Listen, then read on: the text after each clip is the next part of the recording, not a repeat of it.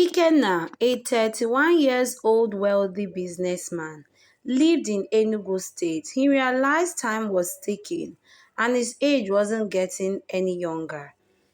If I don't get married, who will inherit my property? Ikenna thought. He then confided in his friend Ogadi, seeking help to find a suitable bride. Ogadi, my friend, I need your assistance. I am ready to settle down, Ikenna said. Ogadi grinned. Let's find you a beautiful wife. They devised a plan. Ikenna would disguise himself as a crippled man, dressed in tattered clothes, and ride in a wheelchair. Ogadi would carry him through Rumokoro village, gaining sympathy and attention.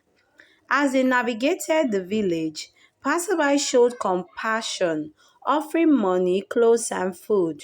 Ikenna's eyes sparkled when he spotted a stunning girl.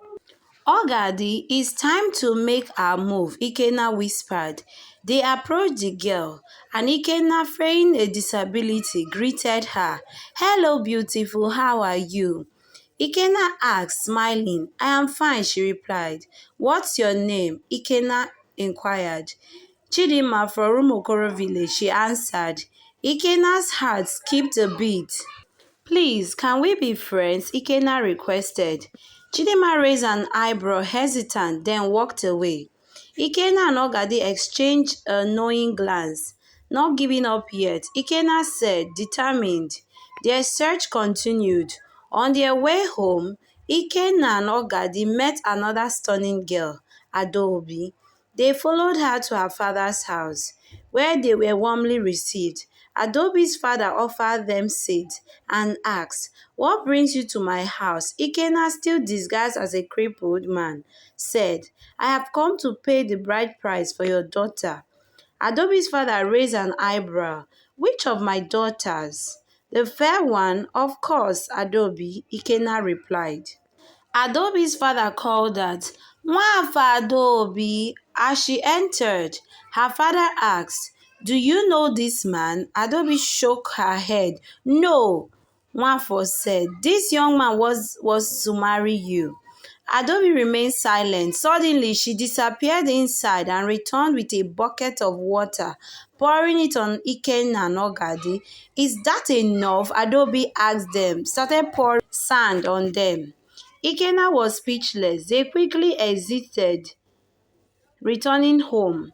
2 months later, Ikenna and Ogadi met a third girl who was extremely harsh.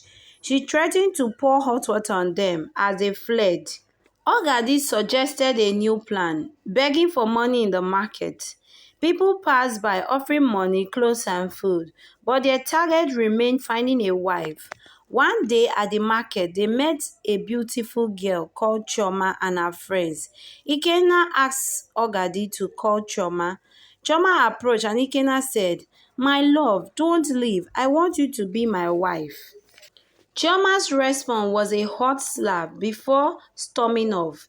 Ikenna's determination remained unwavering.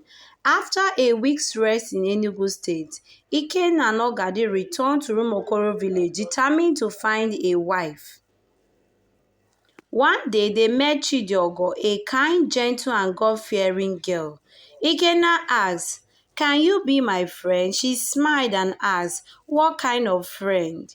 Ikenna's eyes sparkled. I want you to be my girlfriend. At first, she hesitated, then later accepted. After some months of dating, she found the courage to take them home, begging her parents to welcome them. One day, while Chidiogo's mother was at the market, Ikenna saw his chance. Chidiogo, I want to be with you, Ikenna said, his voice filled with desire. They shared a moment of passion. Unknown to her, Ikenna's plan was to get her pregnant to secure their marriage. Months later, Ikenna and Ogadi returned to Enugu. As soon as they left, Chidogo began vomiting. She was taken to the hospital. At the hospital, she was confirmed some months pregnant. Her parents demanded, Who got you pregnant? Chidogo whispered, Ikenna. 1 week later, 5 luxurious cars arrived at Chidogo's compound. Ikenna, Ogadi, and his family, accompanied by elders, stepped out. The atmosphere was intense. Ikenna's eyes locked into Chidogo's, his voice filled with emotion. I pretended to be a cripple to find a good woman. Please forgive me for the deceit. He dropped on one knee with a ring in his hand. Please, will you marry me? Immediately, Chidogo said yes. The room felt silent. To solidify their union, Ikenna's family promptly settled the bride price. With all the formalities completed, Ikenna and Chidogo started wedding preparations. On the day of the wedding, both couples arrived at the church venue. They were joined in holy matrimony as husband and wife. The wedding reception was loud and a beautiful one.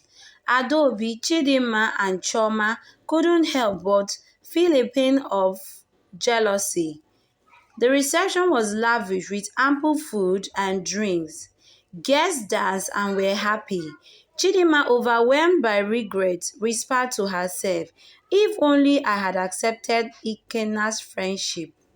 A year passed and Ikenna's family flourished. God blessed them with 4 brilliant children, 2 boys and 2 girls. Years later, Ikenna's children asked about how their father's journey was. Ikenna smiled. "It was a path of sacrifice, but it led me to your mother." Their children understood the value of perseverance and true love. The story of Ikenna and Chidiogo became a legendary tale in Rumokoro village, a testament to the power of love and determination.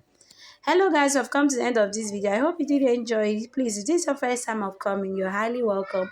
Don't forget to click on the subscribe button and invite your friends and your family. For my returning subscribers, a big thank you.